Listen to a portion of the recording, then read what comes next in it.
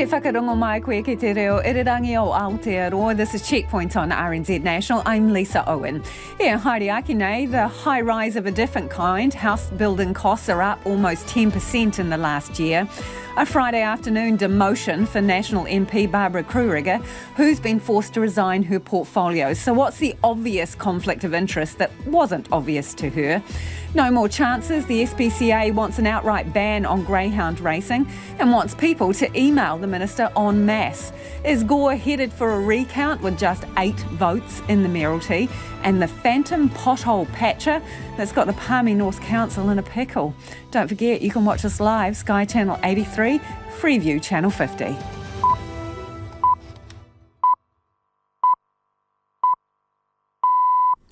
RNZ News at 5 o'clock. Ai Marie, good afternoon. I'm Evie Ashton.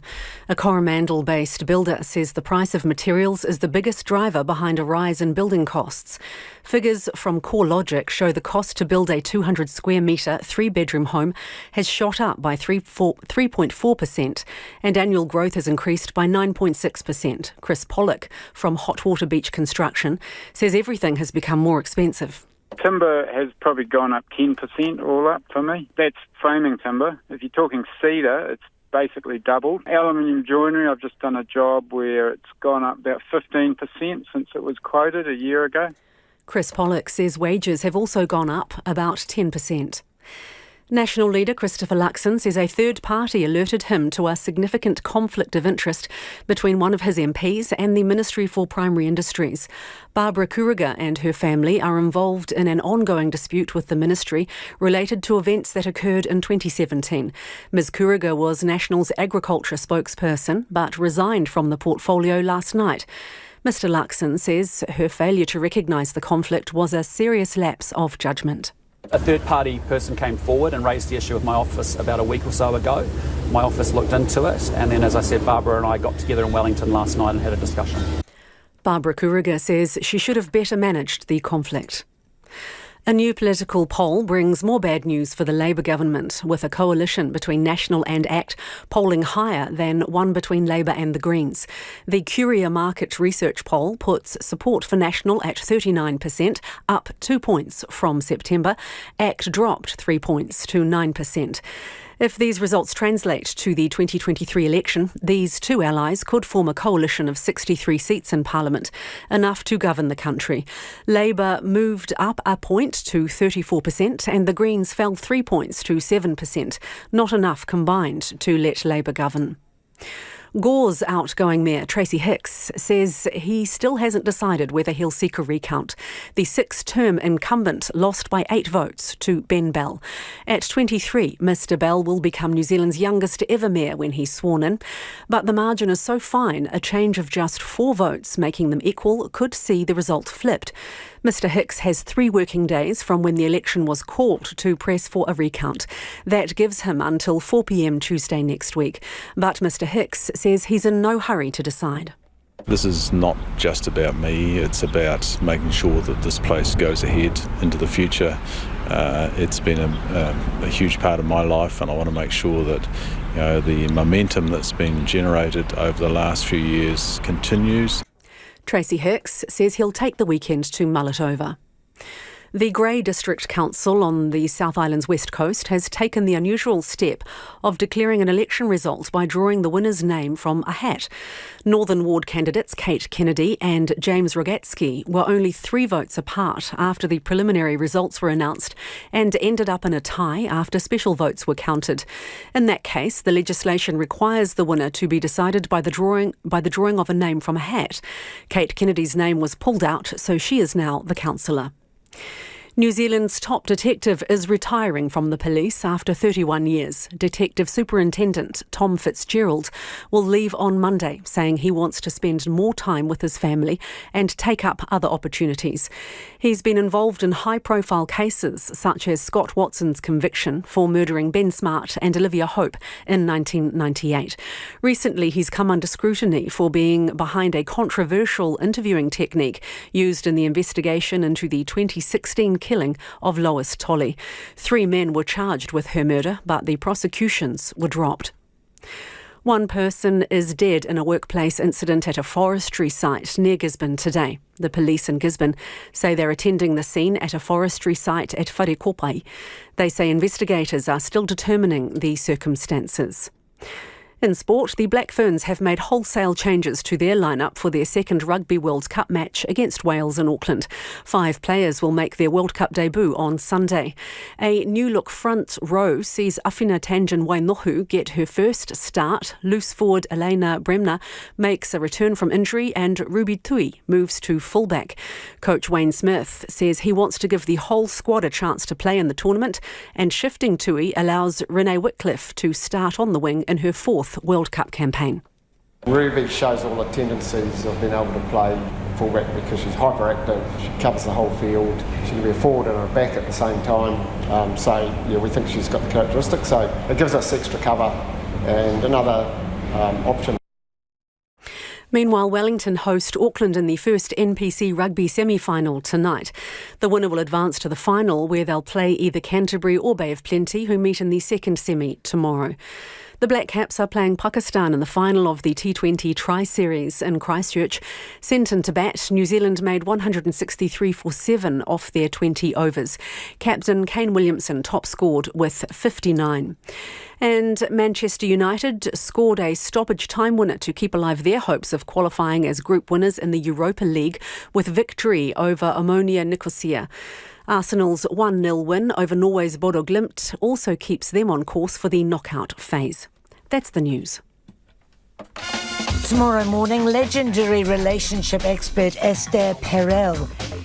Ain't no such thing as perfect, she says. Catherine Chidgey's new novel is narrated by a magpie. It's pretty good. And designer Doris DuPont plays favourites. Ko Kim Hillaho. Join me tomorrow morning from 8 on RNZ National. And we're on air on rnz.co.nz and on your mobile. You're with Lisa Owen next on Checkpoint. Right now, the short forecast from Met Service to midnight Saturday. Northland, Auckland and Coromandel Peninsula, often cloudy, scattered showers, some heavy in Northland until the evening. Showers becoming few and far between tomorrow morning, then clearing later. From Waikato to Taranaki, including the Bay of Plenty and Central High Country, also Wellington, partly cloudy. From Gisborne to Wairarapa, mostly cloudy with isolated showers. Whanganui to Kapiti, also Nelson and Bulla, fine, increasing high cloud tomorrow. Marlborough, cloudy periods with a few showers in the east and about the Sounds tomorrow morning. Canterbury, North Otago, Dunedin and Clutha, mainly fine, some cloud morning and night. For the remainder of Otago, also Westland, Fiordland and Southland, generally fine. Scattered rain developing about Fiordland and Stewart Island tomorrow evening. And for Te Kohu, the Chatham Islands, partly cloudy with the odd shower. It's 7 minutes past 5. I'll have news headlines and traffic for you at 20 past 5. Kia ora rā e ho, tēnā koutou katoa, no mai haere mai ki Checkpoint I tēnei rā, ko Lisa Owen tēnei. A woman in the process of building her dream home has been lumped with an extra $213,000 bill because of soaring building costs. CoreLogic says the cost of building a 200 square metre, 3-bedroom home has shot up by 3.4%. And as Louise Tanuth reports, it's leaving some people regretting the decision in the first place. A year and a half ago, this woman signed up for what she thought was going to be her dream $900,000 family home. But just months into the process, she quickly realised the fixed prices quoted were far too good to be true. They put estimates in for their kitchen and bathroom and all the rest of it, and then when you go to pick out all your bits, so you agree on this price and you can get nothing for what they have estimated. Slowly, everything began to creep in price. In August this year, she was given a dreaded update. Her new build had gone up 24%, from $900,000 to a whopping $1.2 million. That's taken her mortgage from $400,000, which included landscaping, to over $650,000, without those extras. Being an accountant, she immediately queried the numbers from her builder. He keeps saying that he's staying to the original quote, but he's not at all. There's no real visibility in behind the numbers. Of the $213,000 increase, earthworks increased by $29,000, plumbing by $23,000, roofing by $17,000, and framing hardware extras cost her an extra $16,000, just to name a few. But Coromandel-based builder Chris Pollock from Hotwater Beach Construction says those numbers don't stack up. Someone's either got it very wrong in the beginning, or they're just gouging, or whatever you want to call it, or to a certain extent they've probably been caught because they've used contractors who've all put their prices up, and a whole lot of that looks highly suspect. He's got about an 8% increase across the board for his building costs. The biggest driver is the cost of building materials. Timber has probably gone up 10% all up for me. That's framing timber. If you're talking cedar, it's basically doubled. Aluminium joinery, I've just done a job where it's gone up about 15% since it was quoted a year ago. While access to jib has increased from around a 3 to 5 wait to about a month, shipping delays are still compounding. Chris used to do fixed pricing for his clients, but after COVID's disruption, he says it's impossible. But he strives to remain as transparent as possible with his clients when costs do rise. Well, this job I'm doing at the moment, I'm just going to I just show them all the invoices, basically. I mean, there's thousands of them, as you can imagine, in a house. I'm just being open book about it, saying, look, I've got to make something out of it. CEO of Master Builders David Kelly says that's not something that's happening with all builders, but it should be. That's a good practice. Set out the basis for your estimates right at the beginning. Say, look, this is how I based it in terms of different materials as they go along, to explain what the difference is between what they estimated in the beginning and what they're actually now paying. Our view is that they should be very careful about giving fixed prices in the current environment. Chris says the cost of wages for his team has risen from $65 to around $75 an hour. David Kelly admits the industry is struggling for workers. We haven't got enough skilled people in the industry. The constraints on bringing people in have continued to push wages up in competition for scarce expertise. The rise in costs has left this woman in a desperate situation, and one she says she wouldn't have signed up for in the first place if she'd known she'd end up here. She's had to borrow money from her family, but says others won't be as fortunate, and if she'd stayed with the bank, she'd have lost her deposit. Oh, it makes me feel sick. So I don't even want to do it now, and I'm kind of thinking as soon as I've finished I might flick it off. I don't quite know what to do. With CoreLogic predicting construction costs to accelerate further, potentially to double digits by the end of the year, it's not looking good for those looking to build a home. Louise Tanuth reporting there, and joining us now is Jeremy Gray from Builders Crack, a website where people can post building and reno jobs and match up with tradies. Kia ora, Jeremy. Hey, how are you going? Really well. What's happening to job rates on your site? Well, job rates in terms of cost or volume? Yeah, costs to start off with. Yeah, so we're seeing costs lift by about 10 to 30% from mid-2021 to mid-2022. So this is sort of in line with Stats NZ's data showing about 18% increase for the same period. Quite a big range. Why is that? Well, it really depends on the amount of labour and materials in each job. Jobs which have really bulky or heavy materials that are imported, those jobs are generally rising at a greater rate because of the cost for importing those materials. Locally produced materials and labour components, they're not rising quite so fast. Jeremy, will tradies still give you a fixed price for jobs? Yeah, so there's definitely an aversion to the risk of fixed price contracts in the trade space. There are tradespeople who are willing to, but they bear a risk just for the pure fact that it's so volatile at the moment. So are many people getting caught out who do have fixed price contracts? Yeah, unfortunately on both sides there are people getting caught out, and that's the nature of the volatile sort of state of things.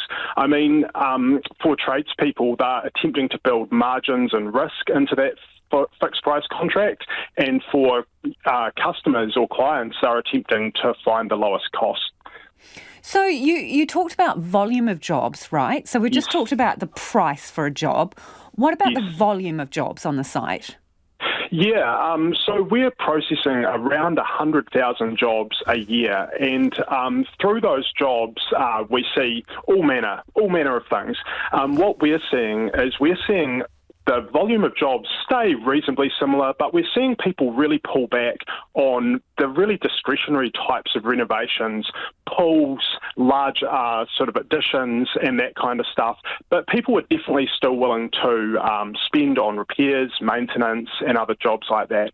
So they're parking the more luxury end of renovations. Do you think that's because of inflation and rising costs?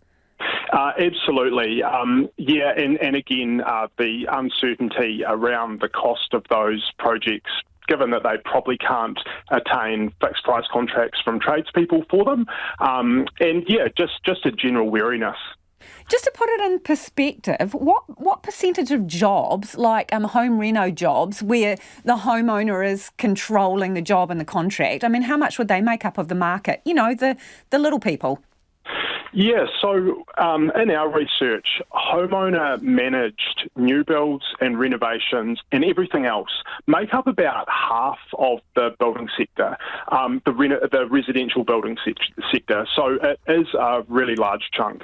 Okay, so given it's such a huge chunk and given you're saying some of those bigger jobs are being put on hold, people are a little bit gun-shy, what's that trend telling you and do you have any concerns? I mean, in some ways, builders crack is really the canary in the coal mine for this type of thing. We have month to month new jobs coming in, many of which are relatively quick turnaround.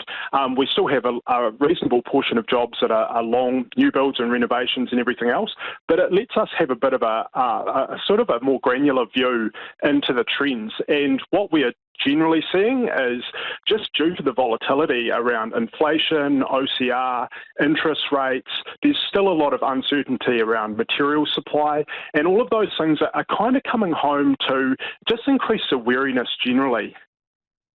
Hey, before you go, Jeremy, if you were planning a reno, how much would you put aside as a contingency? What percentage? Yeah, I mean, for a reno, I would have said, if you'd asked me a few years ago, maybe 10 to 15%. In this climate, I think it would be safe to say sort of 20 to 30% would be safe. Talking big numbers there. Thank you for joining us. That is Jeremy Gray, who's from Builders Crack. And I'd love your feedback on that one. Text us on 2101 or tweet us at Checkpoint RNZ. Have you parked a renovation job because of the cost or have you had a massive overrun? It is almost 17 minutes after 5. Kia mau tunu mai, you're listening to Checkpoint on RNZ National. National MP Barbara Kuriger has resigned from all her portfolios for what her leader, Christopher Luxon, has described as a serious lapse of judgment. The third-term MP and her family have been involved in an ongoing personal dispute with the Ministry for Primary Industries, and her failure to disclose that to the party left her position untenable. Here's our political reporter, Giles Dexter. When Barbara Kuriger was appointed National's agriculture spokesperson in August last year, she described the appointment as a dream come true and her reason for being in Parliament. But due to a significant personal conflict of interest, Christopher Luxon says she's stepping down, not just from agriculture, but also from her biosecurity and food safety portfolios. You just cannot be holding agricultural portfolios that interface, that MPI manage, while you also have a family dispute with MPI. In 2018, Ms Kuriger's son Tony and husband Lewis were charged with animal cruelty offences in relation to a herd of cattle who were lame and suffering white line disease in 2016 and 2017. More than 20 cows had to be euthanised. This is what she said at the time they were charged. My family has a long history of caring for animals and holds animal welfare as one of our strongest values. I can confirm that I've kept National Party leadership fully informed throughout the investigation. However, it seems Ms Kuriger didn't keep the leadership informed of what happened after the case. Her son was convicted after pleading guilty in January 2020, while charges against her husband were dropped. But in a New Zealand Herald interview in June 2020, Ms Kuriger complained of a political element to the way the case was handled by staff at Fonterra. As for the exact details of the ongoing dispute the Kurigers have with MPI... That's a matter for Barbara and her family in their personal dispute with MPI to talk to. But today, Ms Kuriger declined to be interviewed, instead in a statement saying the dispute has created a blurred line with her portfolio responsibilities and is stepping aside in order to support her family. While she endeavoured to keep the dispute separate from her professional role, she accepts she should have recognised the conflict of interest sooner and managed it. Mr Luxon says the matter was raised with him by a third party a week or so ago.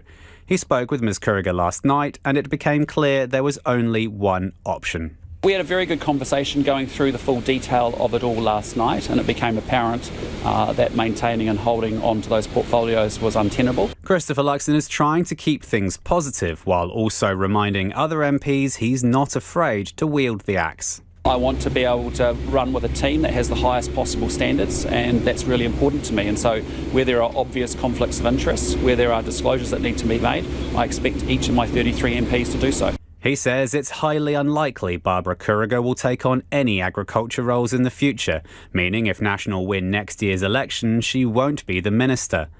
For now, she's staying on as Taranaki King Country MP, and Bay of Plenty MP Todd Muller will take on her portfolios in an acting capacity. Christopher Luxon says he still intends to undertake a wider caucus reshuffle in the coming months. The Ministry for Primary Industries declined to comment. Giles Dexter reporting there, and it's 5:20. You're with Checkpoint on RNZ National. Mai Ofakaro, we would love your feedback on anything you've heard on the program this evening. Are you doing a business project, a building project? Have you had a massive blowout? Do tell us about that. What are you noticing about the rising cost of building?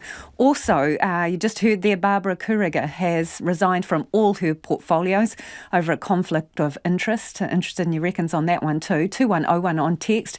Tweet us at Checkpoint RNZ, or you can send us an email. The address is checkpoints@rnz.co.nz. Evie is standing by with the headlines. Ko Evie anō tēnei. Kia ora, Lisa. Builders say everything in the construction industry has become more expensive, but the price of materials is the biggest driver behind a rise in building costs. Jeremy Gray from Builders Crack told Checkpoint that customers are still requesting maintenance jobs, but many people are putting luxury renovations and bigger jobs on hold. The National Party leader says MP Barbara Kuriger's failure to recognise a conflict of interest was a serious lapse of judgment. Ms Kuriger and her family are involved in an ongoing dispute with the Ministry for Primary Industries. She was National's agriculture spokesperson but resigned from the portfolio last night and has now resigned from all of her portfolios. A new political poll brings more bad news for the Labour government, with a coalition between National and ACT polling higher than one between Labour and the Greens. Former US President Donald Trump has been ordered to give evidence to the Congressional Committee investigating the storming of the Capitol building in Washington in January last year. The committee voted unanimously to subpoena Mr Trump. One person is dead in a workplace incident at a forestry site near Gisborne today. The police in Gisborne say they're attending the scene at a forestry site at Wharekopai. And Ringo Starr has revealed he's caught coronavirus again and is cancelling the rest of his North American tour. It's the second time in 2 weeks the Beatles drummer, who's 82, has tested positive. Those are the headlines. Looking at traffic, it appears everything's moving pretty smoothly around the country, or I should say as usual. Our next news headlines and traffic is at 5:40. Poor Ringo, Evie? Oh, I know. Coughity cough cough. Yeah, exactly. The Black Ferns coaches have made a raft of changes to the starting team ahead of their second Rugby World Cup fixture against Wales at Waitakere Stadium. 5 players will make their World Cup debut on Sunday, as coach Wayne Smith says they are yet to settle on their best 15. The Welsh have described the Black Ferns style of play as chaotic, a description that Smith only slightly agrees with. We know what we're doing. And what looks like flair and chaos is actually just hard work camouflaged. Because we're really efficient in our movements and everyone understands where to go and what to do. As I say, it looks like flair when we play, but it's not. It's everyone being skilled enough to play the game we want to play, fit enough to play the game we want to play, and having the courage to play it. We're joined now by sports reporter Felicity Reid. Felicity, a lot of changes. Is it risky in the middle of a World Cup? Well, these changes, mass changes, could be seen as a bit of a calculated risk, really. Historically, games against Wales have been big wins for New Zealand. closest was 24-6 in 1991, and the last time they played in 2017, it was a 44-12 scoreline. So switching up the starting side at this point of the competition with a win already in the bank and only one more pool game after this weekend isn't necessarily going to have a big impact on the Black Ferns title defence. Throughout this campaign, Wayne Smith and the other Black Ferns coaches have talked about the strength of the squad of 32, and they're quite convincing when they say they haven't locked in their best team. Smith says it's not necessarily about the best players, it's about the best combinations, and that's what he's been tinkering with. So the team that was named today for Sunday's game sees an all-new front row and a shuffle at the back, with Renee Whitcliffe getting a start on the wing in her fourth World Cup and Ruby Tui going into fullback for the first time. So as you heard in the news, Smith sees Ruby as a player who can give him options, and I think this is being trialled now with an injury to winger Aisha Leti-Inga, who she would be in Smith's best side if she was fit at this point. So it's a little bit of a shuffle with those back three and giving some opportunities. And you know, given Smith's connections to the All Blacks, the comparisons are always coming out. And he's made a mention of the All Blacks Home World Cup in 2011. You might remember that was a run of injuries that hit that squad, including the loss of several first fives in that tournament and the scramble for players to fill positions late in the tournament that hadn't even been in the frame from early on. So I think Smith is drawing on that experience and wants to give everybody a bit of a go so that they've got some World Cup experience. Should they be called on later in the tournament, he at least knows that they'll be ready. And saying all of that, Felicity, apparently it's not all just about rugby this weekend. Not just about rugby. The Rugby League World Cup kicks off in England. It'll be the biggest in the sport's 127-year history. So for the first time, it's the men's, women's and wheelchair World Cups are all being played at the same time in the same country. This was a tournament that was supposed to start last October, but New Zealand and Australia withdrew over concerns about player welfare, and that caused a bit of like a shake-up or a stir at the time with the World Cup body. But after a year's delay, the Kiwis start their campaign against Lebanon on Monday morning, and Kiwis coach Michael Maguire does think New Zealand has what it takes to win the tournament, which would only be the second time that the Kiwis have won the World Cup trophy. The last time was 2008, but they're going to have to get past the reigning World Cup champions, who are Australia. Well, lots to watch over the weekend and at the start of the working week. That is Felicity Reid joining us there, sports reporter. A phantom pothole patcher has left the Palmertson North Council peeved and ratepayers apparently out of pocket. Earlier this week, someone concreted in potholes around Palmy North. But the Mayor, Grant Smith, says the road was already scheduled for a fix and now patching the patch up is going to cost even more. I can totally understand the frustration of residents and visitors using highways and city roads and just seeing potholes after potholes, and it's something that I don't enjoy seeing. Look, in all honesty, we need to get on top of this as a city, but also as a nation. So you hate a pothole, do you, Grant? I don't like them, no. So, well, how do you feel about people who go about filling them in?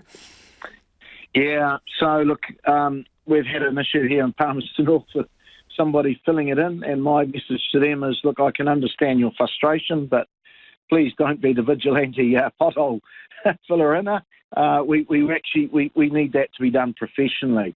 And to get in touch with council, and if it means ringing the mayor's office, to ring us and explain where it is, and we'll put some action into it straight away. Okay, describe this sort of fix-it job that was done. How many potholes, what did they use? You know, give us the lay of the road, so to speak. Yeah, so look, with how things have gone after COVID, the supply chain issues, the contractor, labour shortage, it has become really difficult to keep on top of things. And ultimately we're seeing that play out from Invercargill to the far north. Palmerston North's no different, and we've had our issues.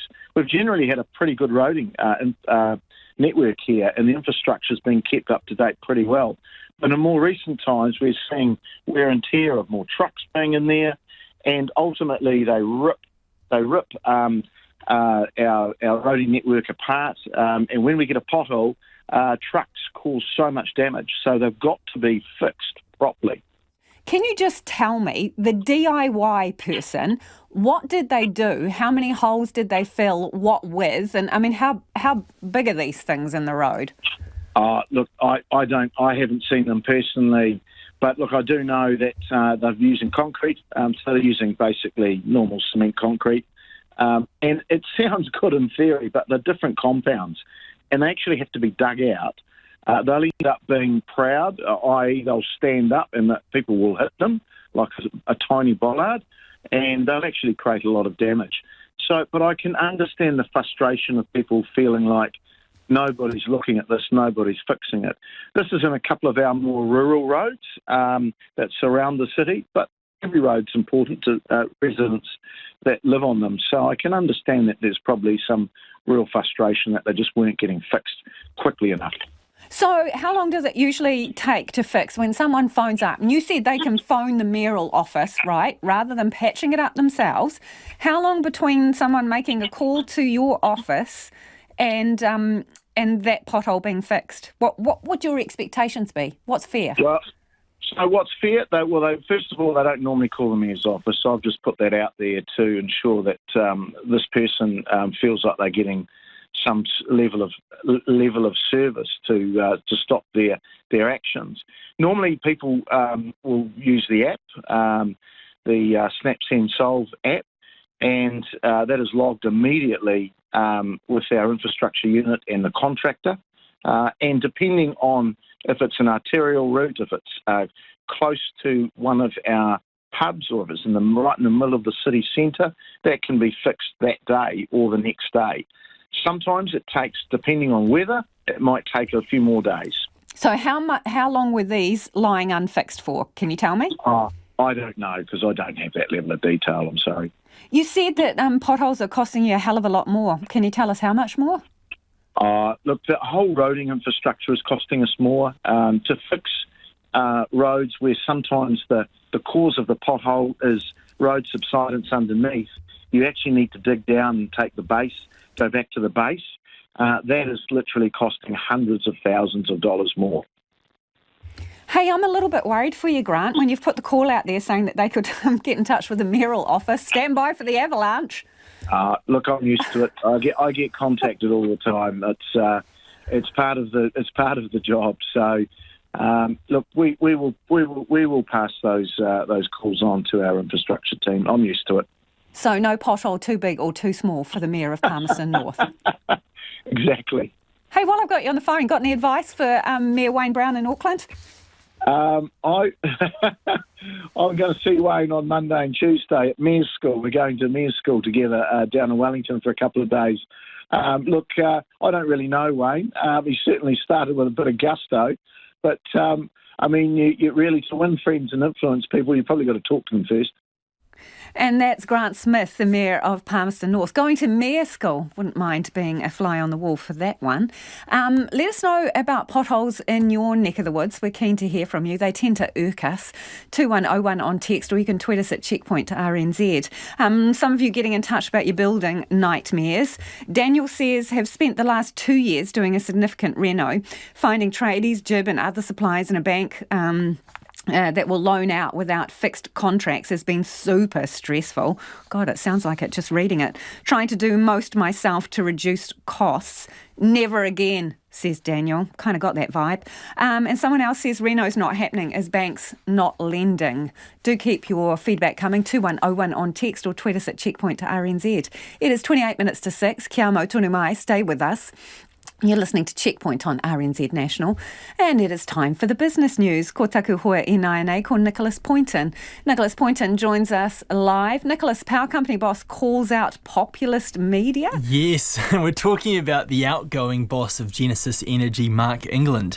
And he made these comments at the company's annual shareholders meeting today with regard to, quote, populist media and its focus on the company's bottom line profit and perhaps to a lesser degree the bottom line results for many of those companies in the energy sector. And his comments come at a quite interesting time because the profits that corporate New Zealand have made in the past year have raised a few eyebrows, just given the challenges so many households are dealing with it at a time when inflation is at levels we haven't seen in decades. And recently, a spotlight has been shone on the four major generator retailers, that's Contact, Genesis, Mercury and Meridian, whose collective annual net profits after tax have more than doubled in the past year to $1.5 billion. Now that, look, on its own is an astronomical figure, but the point Mark England was making today was that those increases are misleading without context. And I can't help but think that he has somewhat of a point, because bottom line profits can be inflated by a number of one-off gains or losses. You know, if we look at those four energy companies, their net profits for the past year, they included one-off items such as gains from an asset sale. That's definitely going to balloon your bottom line result. Movements in the value of financial hedges that energy companies take out to sort of smooth out any volatility in the wholesale electricity market. And in one case, one of those electricity companies actually acquired part of their rival, so that also boosted their earnings as well. So that's why so often you hear listed companies focus more in on their operating profit. You hear terms like underlying earnings or EBITDAF. And these are ways of perhaps, cutting out all the noise and just focusing on, well, what does this company produce from its continuing operations? And when we look at the normalised profits, an adjusted figure for the Big Four, those profits were $676 million. It does stand in stark contrast to the net profit of $1.5 billion. And look, I'm not saying here that company profits are not worth scrutiny. That's absolutely ridiculous. I'm just saying, and I think the point that's being made here is that if we're going to, I definitely think they are worth interrogation. So many people are doing it tough at the moment. But if we're going to have that conversation, we need to be fair about it and make sure we're talking about the right figures. And Nicholas, the manufacturing sector's activity is holding up despite economic pressures? Yes, we've got another survey from the manufacturing sector, courtesy of the BNZ Bank. It shows that economic activity in the sector dropped to its lowest point since June, but it's still expanding. We heard about those familiar challenges, things like labour shortages, falling demand, cost pressures. They were the main flavour of the comments. But look, it sort of gels interestingly well with a survey we got from MYOB of mid-sized manufacturers in this country, and that showed that many manufacturers are optimistic about their economic outlooks. Many were reporting that they've got the strongest order books for the next 3 months that they've had in a couple of years. So look, it will be interesting, I feel like I talk about this every day on this show. Interest rates, they're going to go higher. When higher official wholesale rates begin to wash through, that's when we'll really see the true resilience of the sector. And shall we take a spin around the markets, please? Yes, the NZX up 51 points to 10,868. It has been a rather rocky week for the local share market. The dollar trading at 56.6 US cents, 89.5 Australian. And after dipping below 50 pence, it's now hovering just at that 50 British pence. Thank you, Nicholas. It's an absolute pleasure talking to you. This is Nicholas Poynton's Curtain Call. We wish you all the best. Nicholas is heading off to other pastures greener. Thanks, Nicholas. Thank you. It's been a pleasure. And to my mum who's listening, thanks for always listening. Good on you, Mum. That's Nicholas Poynton, ka kite, with our business news there. A breakthrough for some migrant nurses who've been fighting to get on the fast track to residency, but it's not exactly the breakthrough they were after. New advice suggests some nurses may be able to skip the 2-year working requirement by applying through the separate skilled migrant category, which the government announced this week will soon reopen. But nurses shouldn't celebrate too soon, with warnings that pathway could be sluggish and more expensive. Here's our Deputy Political Editor, Craig McCulloch. Navneet Gore is a nurse at a Tauranga rest home. She came to New Zealand from India in 2015 and completed her nursing studies last year. She desperately wants to stay in the country, and New Zealand desperately needs nurses. I came to New Zealand to live here. I chose New Zealand to live here, not to leave. And yet leaving has seemed the best option. Till now, her road to residency has required another 2-year wait, with nurses not on the super fast-tracked green list like doctors. On Wednesday, though, came good news for Ms Gore. The government announced the reopening of the separate skilled migrant category, and Ms Gore's been advised she's likely eligible for that. I do understand it takes time, but at least there is a pathway now. The immigration advisor, Katie Armstrong, says it does appear some nurses will be able to apply for the skilled migrant visa, but she cautions it could be a slow process, as there's been no indication how long it will take for applications to be processed. If a nurse says to me now, how long is it going to take for my skilled migrant application to come through, I literally cannot give them an answer. She says the government should put all nurses on the Green List's top priority pathway, which also happens to be about $600 cheaper to apply through. That really is now the Ferrari. There are people getting residence in 2 days through that list. There's no way that's going to happen to a nurse in the skilled migrant category. The National Party's Erica Stanford agrees and says it is not the solution for anyone hoping for a speedy process. She too says it is high time nurses were put on the fast track. The government really just are now digging their heels in for no good reason. They're out on a limb because nobody agrees with them. Not any of the nursing organisations, councils, aged care, even Health New Zealand have agreed that they need to be on the fast track. A spokesperson for the Immigration Minister confirms some nurses will be eligible for residency under the initial reopening of the skilled migrant category. But he says it will be a small number, and that means the majority will still be subject to that 2-year wait. It is almost 20 to 6 and you're with Checkpoint on RNZ National. And homai o whakaro, do keep your feedback coming on anything you've heard on the program this evening. You can text us 2101, tweet us at checkpoint@rnz, or the email is checkpoint@rnz.co.nz. Evie is standing very by with the headlines. Anei Evie, mina pita kōrero.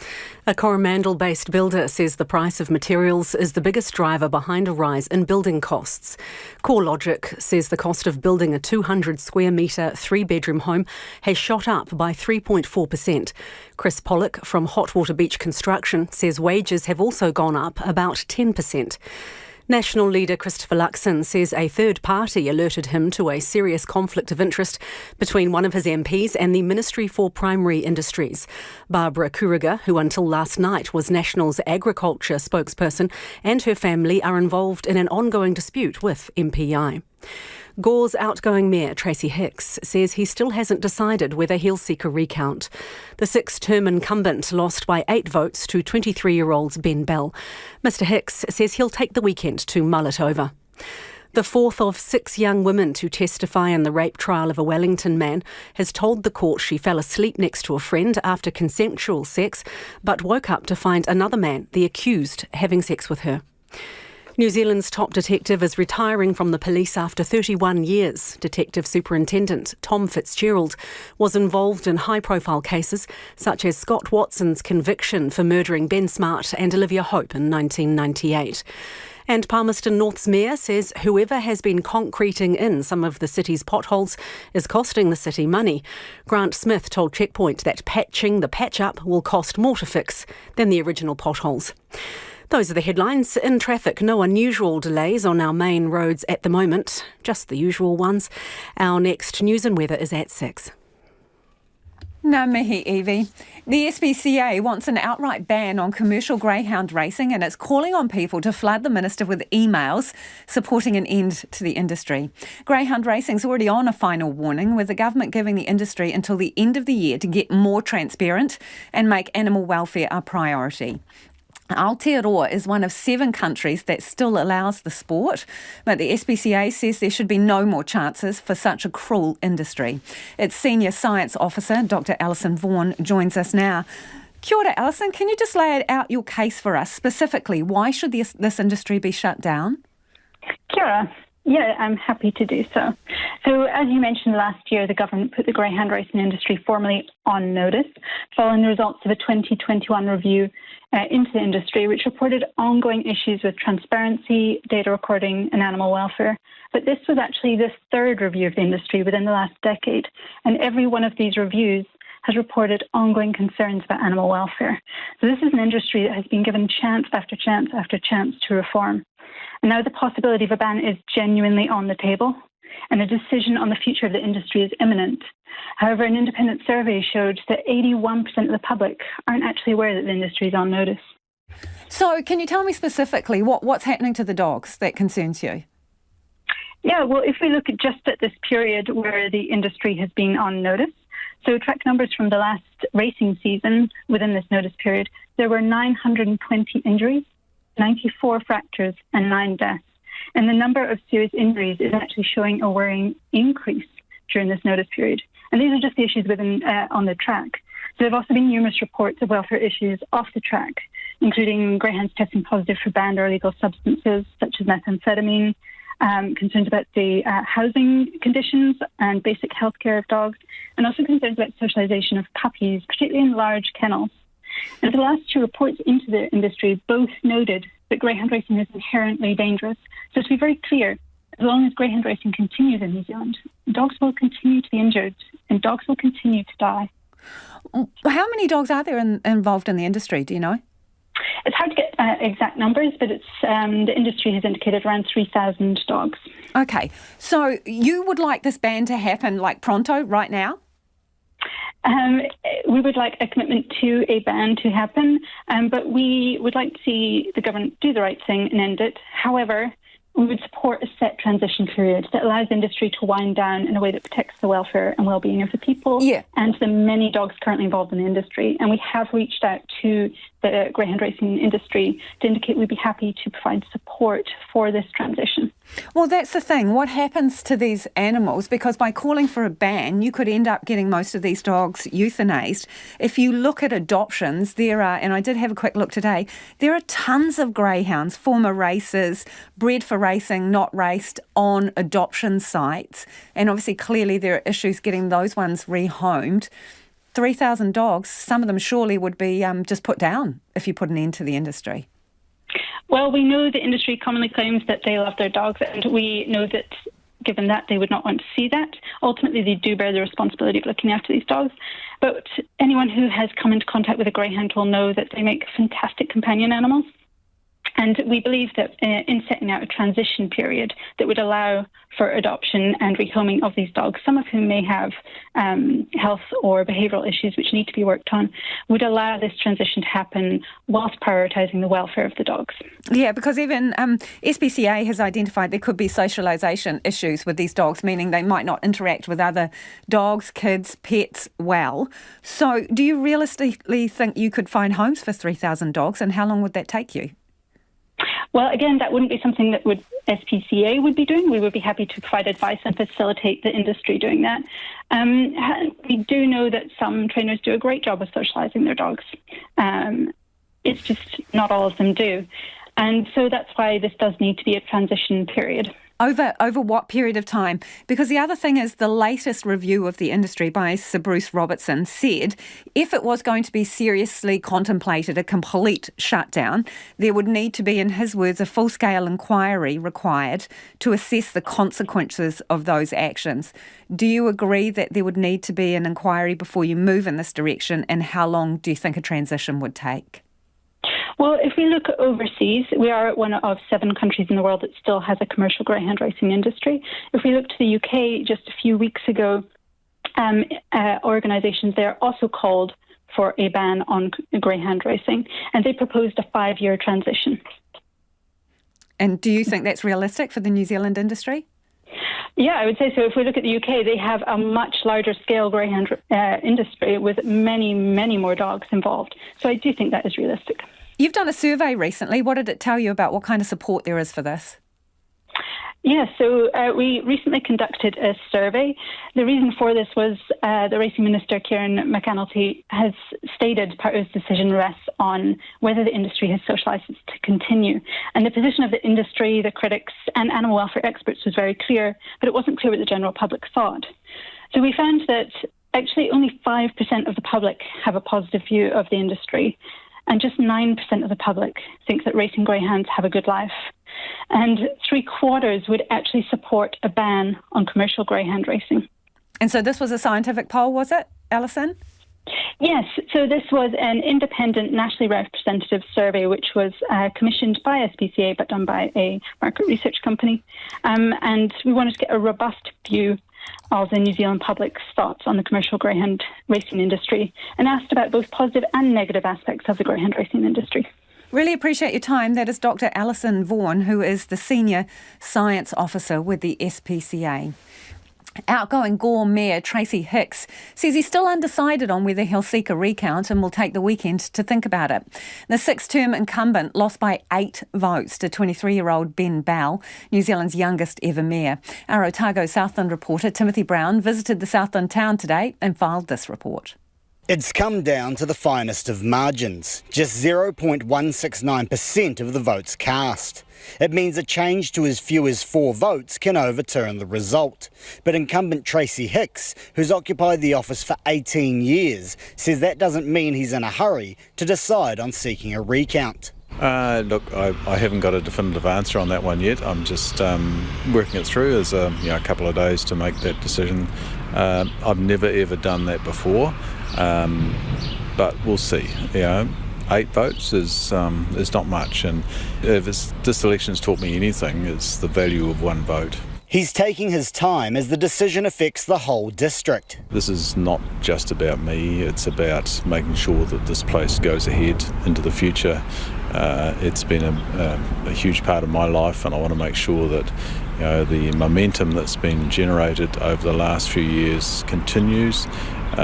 We've got some really good basic stuff here, but there's still a lot more to add. But Tracy Hicks says what's most disappointing is knowing another 4,300 people didn't even vote. Half the people didn't vote, and that's just a waste, and we've got to make sure that that doesn't happen again. The postal voting system is inherently flawed, I believe. Hopefully government will pick the medal up this time and make some changes. But Mr Hicks isn't crying foul.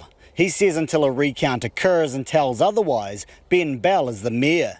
The two rivals spoke last night and shared niceties, despite disagreeing on policy and priority.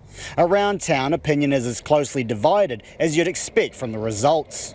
Well, I voted for Tracy Hicks because he's been experienced for a long time, and I'm born and bred in Matera, and he's a Matera guy. I voted for Ben Bell. I think Gore's ready for a change. I was at a meeting where this young man was very presentable, very onto it, and yes, he's going to take Gore back to basics. I voted for Bell. I just thought young and vibrant, and maybe it was time for a change. I did vote for Tracy, and honestly, a 23-year-old who really hasn't had much of a background. From what I can pick up on, he's going to struggle. Ben Bell says he's obviously not eager for a recount, but it's out of his hands. The advice that I heard from my scrutineers and from Elections NZ is that it is quite difficult to get a recount. You have to have a reason, and even if it's close, it's not a given. So I think him seeking advice is a good option. Am I worried about it? Not particularly. I mean, I trust New Zealand NZ in terms of to their votes, but you never know. If there is one, obviously I'll be on the edge of my seat, and we'll go through all of this drama all over again. So we'll just have to wait and see. In the meantime, the 23-year-old is getting on with the job in preparation of wearing the mayoral chains. So it's all about spending the next couple of days getting to know the people around the table, understanding what their priorities are and where they see themselves on the council, and then I can make a bit of a decision and a thought process around where I want people and where a 100-day plan will be angled. Electoral law allows 3 working days from when a result is declared for a challenge to occur. That gives Mr Hicks until 4 p.m. Tuesday. What a nail-biter that's turning out to be. It is 8 minutes to 6. Kia mau tonu mai. Do stay with us. You're listening to Checkpoint on RNZ National. It is time for some of your feedback now. Some of you getting in touch about Barbara Kuriger, the National Party MP who's resigned from her portfolios over a conflict of interest. This person says, how the heck did Barbara get the portfolio in the first place with that track record? And another listener's got in touch to say, if Christopher Luxon did not already know about this matter, questions need to be asked about what people in his office are doing. This is just yet another case of National not conducting appropriate background checks. This is not the first time. It won't be the last. 2101 on text or tweet us at Checkpoint RNZ. Mask mandates are scrapped, the borders are open and the buzz and busyness is back for restaurants in Auckland's Viaduct. With tourists returning and more people coming in for a night on the town, many restaurant owners say they're back to pre-COVID levels. Our reporter Finn Blackwell went to see what's cooking. 2.5 years since the very first lockdown, and businesses say things are finally getting back to normal. Diners are returning, as are tourists, and they're hungry to get out into restaurants. In the viaduct, Oyster and Chops' Richard Pepper says they've got it better than most. For us, if anything, numbers have been consistently up in, say, pre-COVID 2019, the last sort of full year of trading. So numbers are actually a little bit up for us. I think that's certainly not true across the board, across the industry, but certainly for us and being in the viaduct certainly seems to have been quite buoyant. He says tonight they're fully booked and he's looking forward to it. They're always a fun crowd on a Friday. Friday lunch crowd going into Friday evening, definitely. Despite Richard's enthusiasm, these potential customers say they still need convincing. Maybe there are more people coming out at the weekends and the evenings, but that day-to-day trade is definitely not bustling down here now on a Friday afternoon, is it? I think it needs more. Well, Seoul is always frequented. We just sort of wander through and see what's here. Jack Beals at Holy Moly, a mini golf and drink spot, says while business is picking up, it's more of a crawl than a jump. School holidays has been really good though. Busy pretty much every day. But for the most part, weekends we're still struggling by. He says, thankfully, the weekend looks promising. It's looking relatively busy this weekend actually, yeah. Makes a change. Few big functions in, hopefully get the numbers up. Just depends on the weather, really. Giraffe restaurant manager Mark Webber says he's glad to have tourists back. The hotel's right next door to us, so lots of travellers coming through at this stage, lots of Aussies and a few from Europe coming through.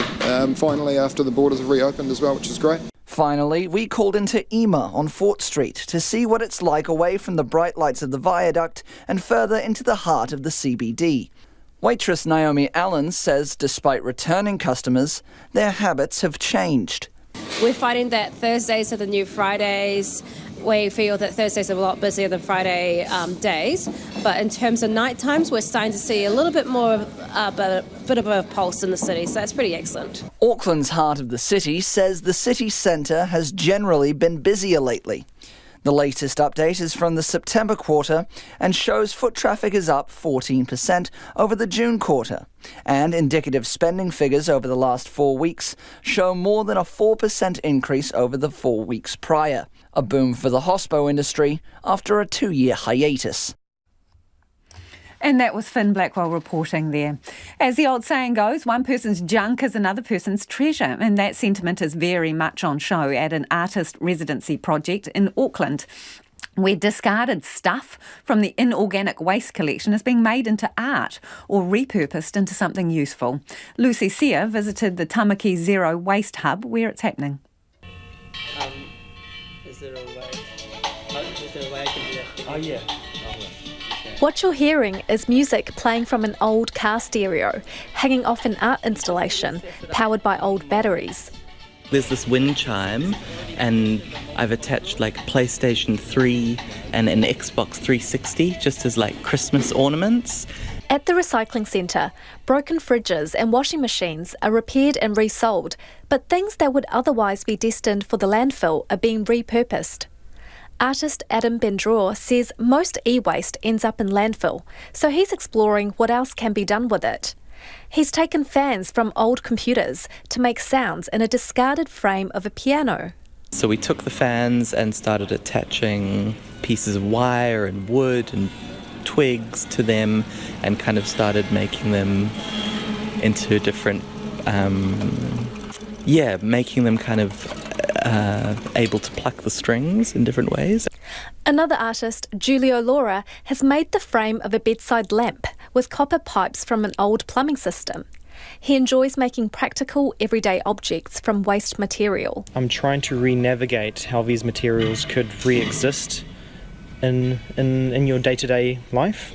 And I like the idea of kind of creating these objects that live beside you or will end up living beside you as a reminder of the discard.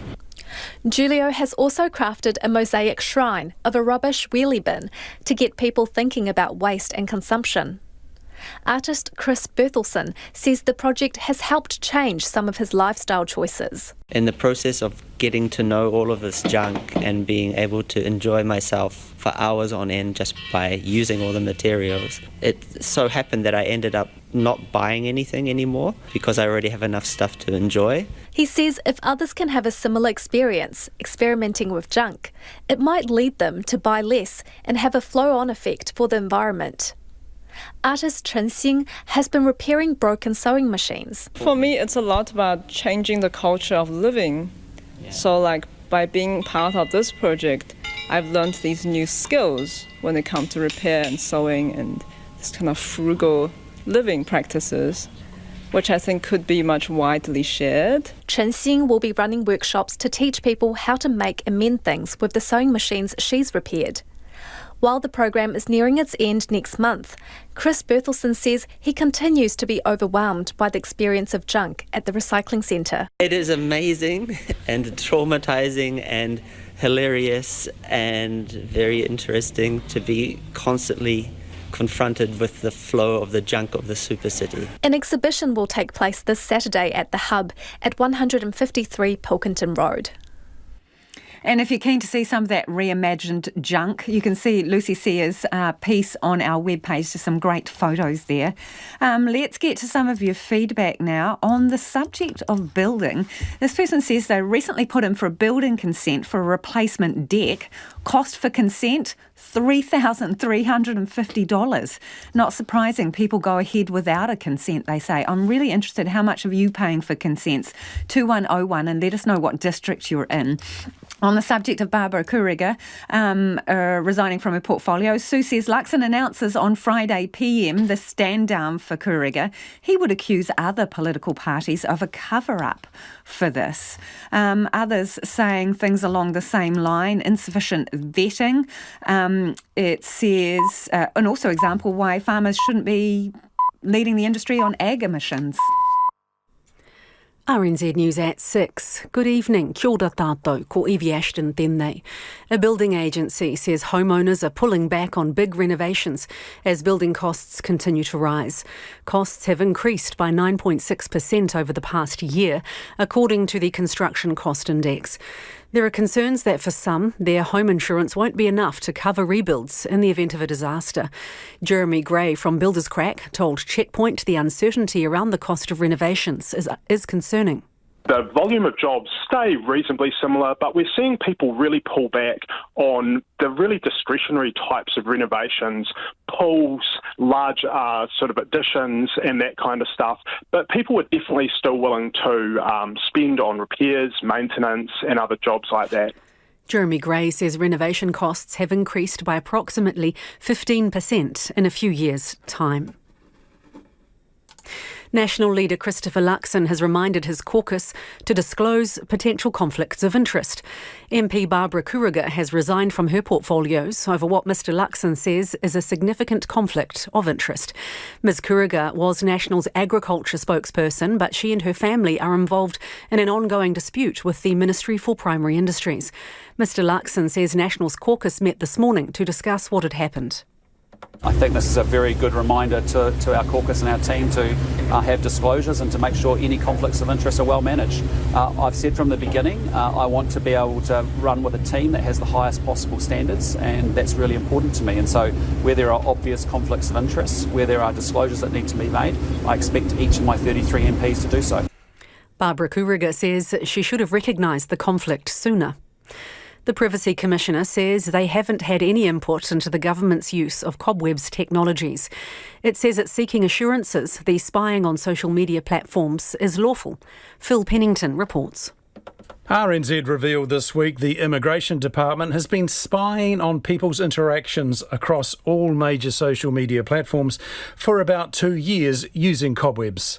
The Office of the Privacy Commissioner says it is seeking the department's assurance that the use of the firm and the personal information it collects is lawful, necessary and proportionate. It says data collection should not be driven by the available technology, but a clear need. It has not received any complaints about Cobweb's technologies. The government says it uses Cobwebs to screen for links to international crime, child sexual exploitation and violent extremists. The police in Kapiti investigating the disappearance of Brianna Muriwai are appealing for information about a pink and purple bag that was spotted on Te Horo Beach, her last known location. The 22-year-old was last seen in the early hours of Sunday, August the 28th. Ruth Hill reports. Detective Senior Sergeant Dave Thompson says police believe the pink and purple luggage-style bag is significant to the investigation. He says it was last seen on Te Horo Beach near the Sea Road beach access that Sunday morning, but was gone by mid-afternoon. Mr Thompson says police want to hear from anyone who saw the bag on the beach or being picked up or knows where it is now. The high-tech crime group is still examining Brianna Muriwai's phone, which was found on the beach 2 weeks ago. An Auckland restaurant says they're luckier than most as they see customers return at higher levels than pre-COVID. The latest update from Heart of the City shows foot traffic in the CBD is up 14% over the June quarter.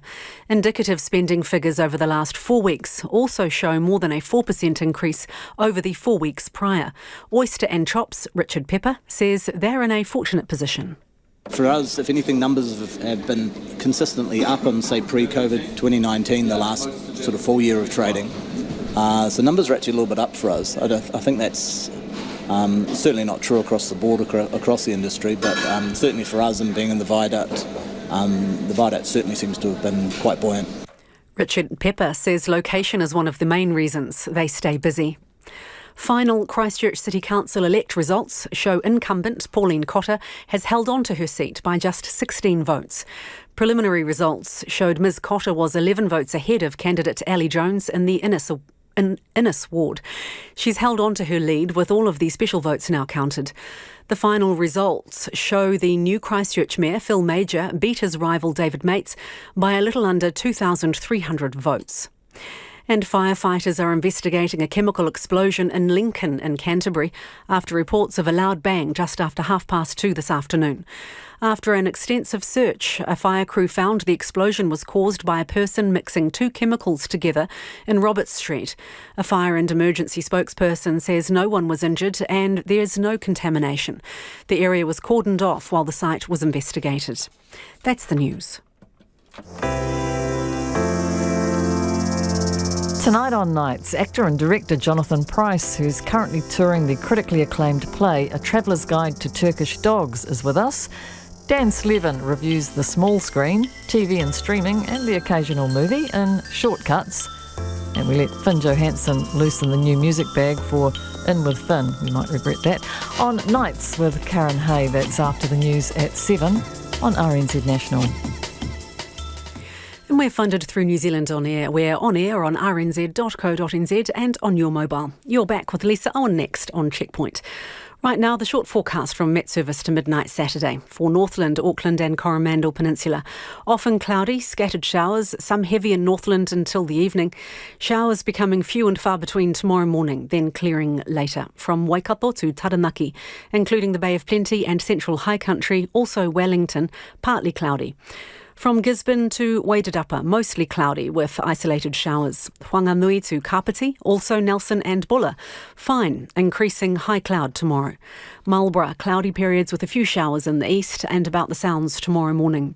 Mainly fine for Canterbury, North Otago, Dunedin and Clutha, some cloud morning and night. For the remainder of Otago, also for Westland, Fiordland and Southland, generally fine. Scattered rain developing about Fiordland and Stewart Island tomorrow evening. And for Rekohu, the Chatham Islands, partly cloudy with the odd shower.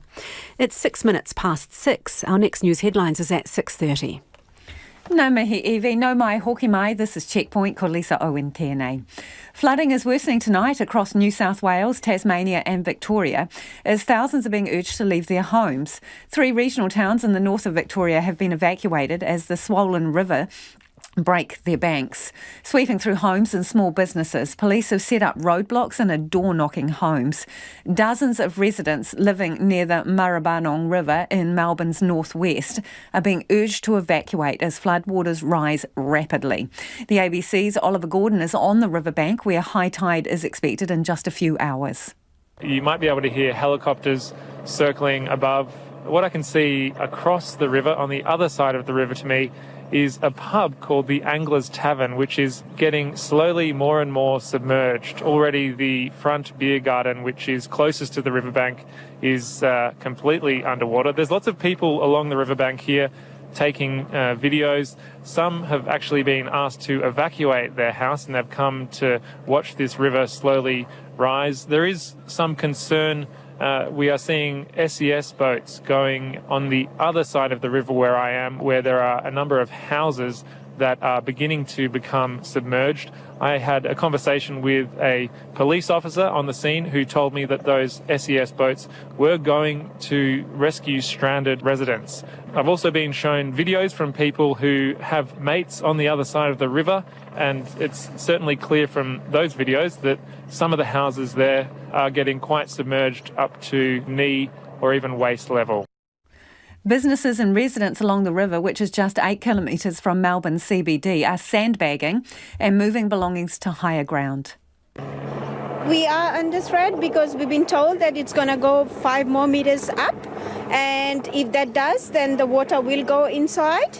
And so what have you done to try and stop that? We got the sandbags, and we whatever we could do, lift electrical stuff higher, and we're doing our best. But if it does happen, then our business is closed for a couple of days. This is the first time I've been here 10 years, and this is the first time I've seen river this high. Yeah, we're definitely having to start to move things out because things are starting to float. It's worsening a little bit, but it's quite surgy, so it'll come in at quite a gush and then it eases off a bit. But over the past perhaps hour that we've been pulling everything out, it's definitely on the rise. So, and I know that I think we're expecting high tide around 7 o'clock tonight. So yeah, it'll ease off, but then when it comes back, it's just going to be, pushing, the tide will push the water back upstream. So it's, not good. It's catastrophic. There's a lot of damage. There's people come for a walk here, even we do with our dogs. And for this to sort of come back down to normal, yeah, it's going to take a while.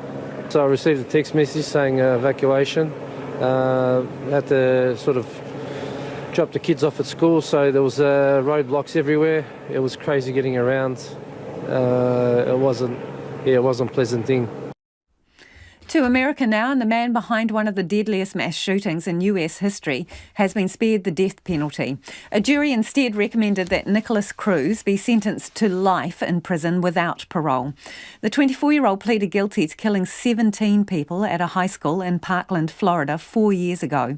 CNN's Brian Todd reports.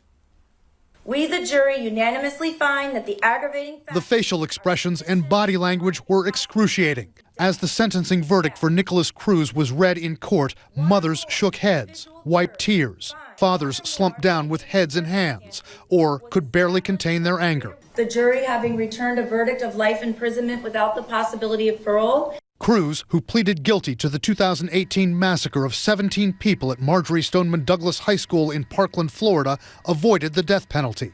Victims' relatives pouring out their heartache in graphic terms. Today, we let someone off that murdered 17 people in cold blood. How do you describe someone dying as bursting open their head? I sent my daughter to school, and she was shot 8 times. I am so beyond disappointed and frustrated with this outcome. Lori Aladef's 14-year-old daughter Alyssa was one of 14 students killed that day. As with other victims, Judge Elizabeth Scherer read the jury's finding. Did the aggravating factors of Alyssa Aladef's murder, factors which would prompt a sentence of death, outweigh mitigating circumstances that would prevent the death penalty? No. Prompting a muttered expletive from Alyssa's father, Elon. Her mom covering her face in anguish. Elon Aladef later telling reporters what he thought of the outcome. I'm disgusted with our legal system. I'm disgusted with those jurors. The jury foreman said 3 jurors voted against the death penalty, one of them because they believed Cruz was mentally ill. Mental illness was one of at least 40 mitigating factors the defense presented to persuade jurors that death wasn't the appropriate sentence. Other mitigating factors? That Cruz had been exposed to alcohol and drugs in the womb, that he'd been sexually abused by a trusted peer. The mitigating factors in this case, particularly those that went to his state of mind and his mental health, were critical in sparing his life. But those factors only seem to draw fury from parents like Tony Montalto, whose 14-year-old daughter Gina was shot 4 times. Pressing the barrel of his weapon to my daughter's chest. That doesn't outweigh that poor little, what's his name, had a tough upbringing. Another father saying what he now wishes for the shooter. In prison, I hope and pray he receives the kind of mercy from prisoners that he showed to my daughter and the 16 others. The judge will issue the formal sentence on November 1st, but she cannot depart from the jury's recommendation of life in prison. The judge has also set an early December date when victims' relatives can give statements saying why they believe the death sentence should have been imposed. But that, too, cannot change this sentence. Donald Trump has been ordered to give evidence to the Congressional Committee investigating the storming of the Capitol building in Washington in January last year. The committee voted unanimously to subpoena Mr. Trump. Chairman Benny Thompson said there was no doubt that the former president led an effort to upend American democracy that resulted in the violence by his supporters. Mr. Trump has dismissed the hearings and asked why he wasn't asked to testify earlier. Here's CNN's Jen Sullivan. The door has been breached. Never before seen footage showing the terrifying moments when protesters stormed the U.S. Capitol on January 6, 2021. As chaos rained down on the Capitol, new video shows congressional leaders desperately calling the Secretary of Defense and other officials for help and backup. We have some senators who are still in their hideaways. They need massive personnel now. Thursday's January 6th committee hearing was the final one before the November midterm elections. Committee members making the argument that former President Donald Trump was and remains a danger to democracy. This is a question about accountability to the American people. He must be accountable. During the nearly 3.5-hour hearing, recorded testimony from former Trump aides and officials talking about the 45th president's role leading up to the insurrection were played. Our duty today is to our country and our children and our Constitution. The arguments presented leading up to this bombshell moment. There are 9 ayes and 0 noes. All 9 committee members voting to subpoena Trump for documents and testimony, a decision Trump blasted. Thanks to the tireless work of our members and investigators, we have left no doubt, none, that Donald Trump led an effort to upend American democracy that directly resulted in the violence of January 6th. Thompson also saying the committee has an obligation to hear Trump's testimony. In the UK, Liz Truss's run as Prime Minister is on seriously shaking ground tonight, with reports her colleagues are trying to roll her. Truss has been Prime Minister for just 37 days. The fallout from her government's mini-budget sent financial markets into turmoil. She's already had to make one embarrassing backtrack, and there could be more to come. Her Finance Minister, Kwasi Kwarteng, has flown back to London from meetings in Washington for what could be quite the showdown with Conservative MPs. With more on the fallout, here's the BBC's Chris Mason. Hiya. The government finds itself in an almighty mess. No, I mean, we've got 15 minutes. I'm trying to find out what Conservative MPs say they should do. Morning. And what ministers say they will do. The Chancellor says he's sticking to his plan. Our position hasn't changed. I will come up with the medium-term fiscal plan on the 31st of October, as I said earlier in the week, and there'll be more detail there. The mood at Westminster is moving every hour. What a rough old evening for Liz Truss last night. Swirls of speculation and intrigue among ministers and backbenchers, with the most senior political figures asking the biggest question: can Liz Truss survive in the job? The Prime Minister's been in office for 37 days, and this is the kind of chat you would normally associate with the end game. A bit like among our family and friends, where we'll say some things in front of everyone but be more discreet about other stuff. The same goes for politicians. Things said in private don't have as much clout, but when hundreds are unhappy, it matters. I want to read you just a handful of quotes from Conservative MPs in the last couple of hours. It's checkmate, we're stuffed, said one. It's dire, said another. They've taken no responsibility whatsoever for hiking people's mortgage rates, and another with real anger. We're all done for, and there's no question in my mind this will all have to be junked. There'll be a U-turn. This is about as loyal as backbenchers are sounding in public. The messaging has been poor and the optics have been terrible. It's a new government. They've got time to put it right, as I've said, but not time to waste. Conservative MPs agree on one thing, that this is a total mess, but they don't agree on anything else. Some have told me, look, you've got to bin all of those tax cuts, but then others say, yeah, but that's what Liz Truss stands for, and if we bin them, maybe she's finished. Some think that's a good idea, others less so. Others say, what about that help for energy bills for everyone? Maybe it has to be more focused, more targeted at the poor. But that is complicated. Some say sack the Chancellor, and others say that the Prime Minister has so spectacularly and so efficiently tanked that she has to go. But they can't agree on who'd replace her.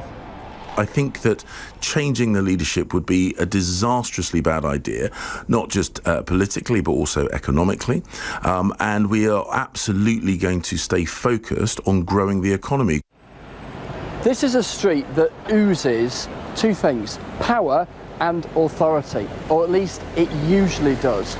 The crux of all of this for Liz Truss is both of those things are ebbing away to her backbenchers, ebbing away to those volatile financial markets. She is in there trying to grapple them both back. And the blunt truth is neither will return easily, and they may never do. It is 6:19 and you're with Checkpoint on RNZ National. A lot of you getting in touch about potholes. You don't like them. Someone says it would be nice if they surveyed the road themselves and didn't require us to ring them. Another listener says roadworks seem to have a lot of workers, about 2 in 10 actually doing something. Traffic cones, more than China, they say. Leah says, I'm over people moaning over potholes, boring. It's been extreme wet weather, lockdown. People stop moaning on, says Leah. And Graham says if the professionals who are building the poor quality roads, owing to the council's squeezing the construction costs initially. Thanks for your feedback. Do keep it coming. Potholes really have irritated you, it seems. Many people believe the height of children will roughly be dictated by the height of their parents. But could DNA be the key? Australian researchers have taken part in the largest ever study of the genetics that govern how tall humans are. The ABC's Rachel Mealy reports. What if we could know in advance if one day we'd be able to dunk a basketball? Game one that turned that game around. Bad pass from Curry, stolen by Brown. Brown drives, flips it up off the glass, it goes in! Oh, what a shot from Jaylen Brown! For most of us, it's a dream we'll never realise. But now Australian researchers have led a global study to find out more about how our height is determined. Dr Loic Yengo is a group leader from the University of Queensland's Institute for Molecular Bioscience. So our study aimed at identifying variation in people's DNA sequence that contribute to height variation in the population. So in other words, we wanted to know whether certain genes will predispose people to be taller or shorter than average. The researchers studied 5.4 million DNA samples. They looked specifically for the genes associated with height.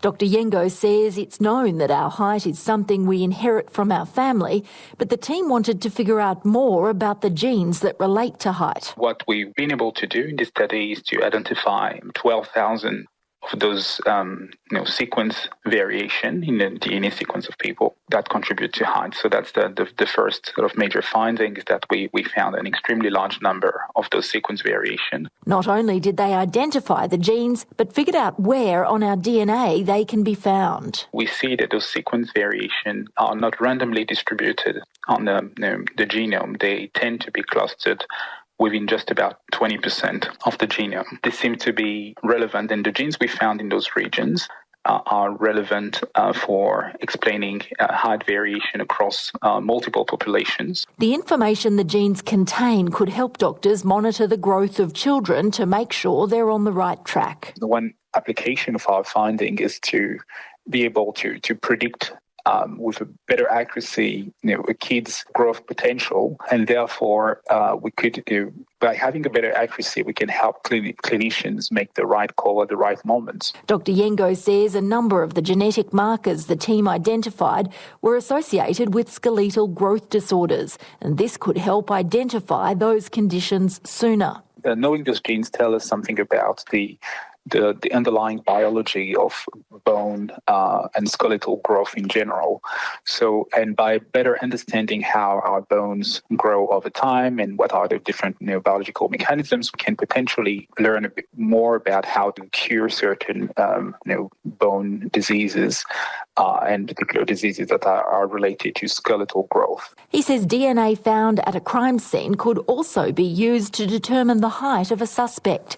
Dr. Yengo says a large portion of the DNA samples that were used for the study was donated by clients of an ancestry company known as 23andMe.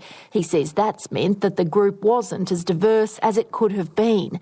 But in the next stage of the study, the diversity will be expanded. The ABC's Rachel Mealy reporting. As the cost of living rises around the world, American consumers are like us grappling with the soaring cost of basic staples like bread. For some bakeries, the cost of flour alone is up 86%. And eggs, 63% compared with pre-pandemic prices. Karen Kafer reports. Wondering how the price of bread has skyrocketed?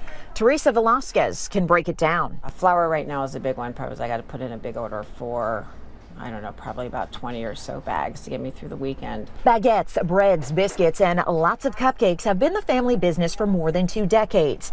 And when prepping goods for her 2 Washington, D.C. shops, Baked and Wired and a bake joint, there's a few things she can't work without. It's amazing what 4 ingredients can make such a vast difference of everything else. Sugar, eggs, butter, and flour are the foundation of almost every recipe.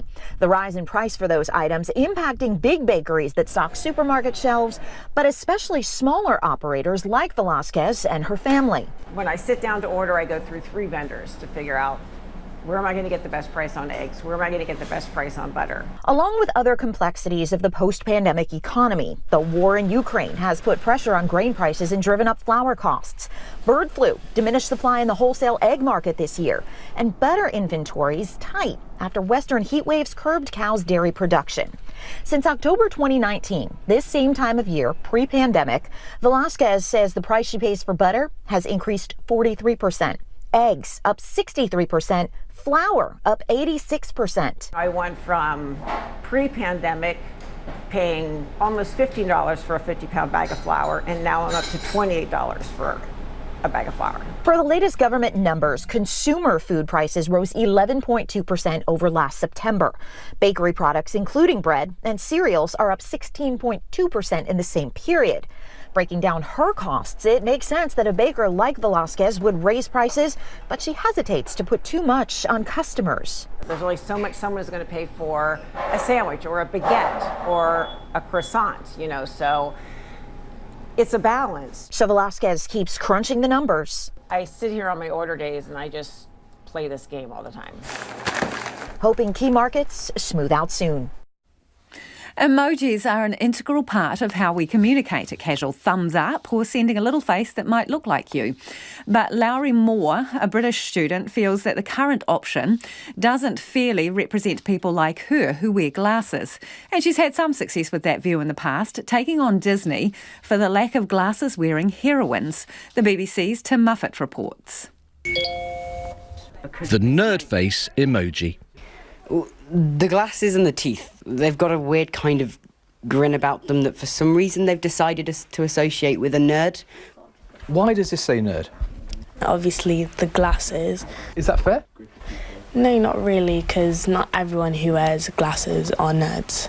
One little boost of confidence. It's also annoyed 13-year-old Lowry. It's not very nice for somebody who wears glasses, especially if it's their first time wearing glasses, to find an emoji that is a nerd and be like, oh, now I wear glasses, am I that?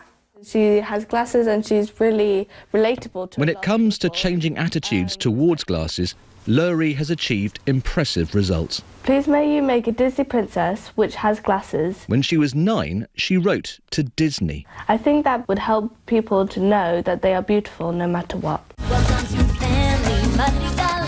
3 years later, Encanto was released. Disney says that Lowry's letter helped inspire the character of Mirabelle, the first Disney princess to wear specs. Hello everybody, I'm Lowry. Now Lowry has a new mission. Not to ban the nerd face emoji, but to have the option of adding glasses to others. She's hoping for support from her schoolmates. Anyone can submit a proposal for a new emoji. Designs are either approved or rejected by the Unicode Consortium, a not-for-profit organisation based in California. The nerd face emoji was approved in 2015. Lowry's written to the Unicode Consortium asking it to consider her plans. I love this one as well. Lowry has certainly won over these students at her school. Would it make a difference, do you think? Yeah, it makes it seem like the emoji is actually being sent by me. It's not representing a nerdy face, it's representing a smile and happy face. I just think it will make a big difference because when I look at this, it actually reminds me of me because it's the exact same as my glasses. It's got the same frame, it's the same colour, and I think to send this to my parents, it make it seem more like it's from me. This one's my favourite. Oh. Lowry doesn't know if her letter will have an impact, but if it does, it'll be another very impressive achievement. Pretty cool. Let's get to some of your final thoughts before we head off on potholes. This listener says, Palmy is really bad for potholes. I live in a semi-rural part of the city where potholes haven't been repaired for years. Someone agrees that greyhounds, definitely they should shut down greyhound racing. The negative impact on these beautiful beings cannot be justified on any level, they say.